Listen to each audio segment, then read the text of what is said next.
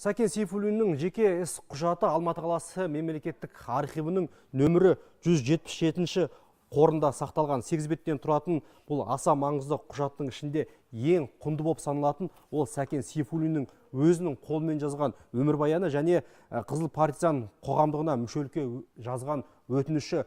Бұл іс қағаздары алдағы уақытта аса құнды құжаттар тізіміне енгізіліп, 500 жылға дейін сақталатын сақтандыру қорына жіберілмек. Архив тақтарған адамдардың айтуынша Сәкен құжаттарды қалалық атқару комитетінің жанынан құрылған комиссияға өзінің партизан қатарында Колчак әскеріне қарсы соғысқанын дәлелдеу және Қызыл гвардия билетін алу мақсатында өткізген. 1935 жылғы жаздың 2 айында жиналған құжат барысында Сәкен өмірбаянын айта отырып, саяси қитұрқы сауалдарға да жауап береді.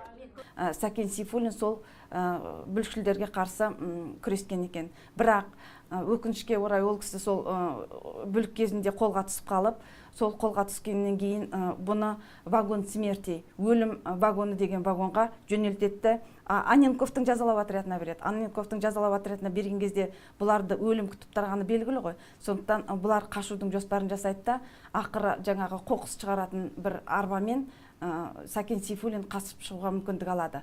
Мәскеудің революциялық қозғалысқа қатысқандарға жеңілдік беру деген желеумен жинаған құжаттарынан соң Сәдуақас Қызыл партия қоғамының мүшесіне өтіп билет алған, бірақ кейін қаржылық жеңілдік алған алмағаны белгісіз. Тек сауалнамада өзін кедеймін, табысын 500 рубль, көлік және баспа машинасы керек деп көрсеткен екен. Ал 2 жылдан соң өзін тергеп, тексеріп, соңында ату жазасына кескен қызыл жендеттердің қолына қолжазбаның түспей қалу себебін архивтегілер құжаттарды Қызыл гвардия деген топтаманың ішінде кетіп қалуы мүмкін екендігімен түсіндірді. 83 жылдан соң жария болған қолжазбаны мамандар микрофишкаға айналдырмақ.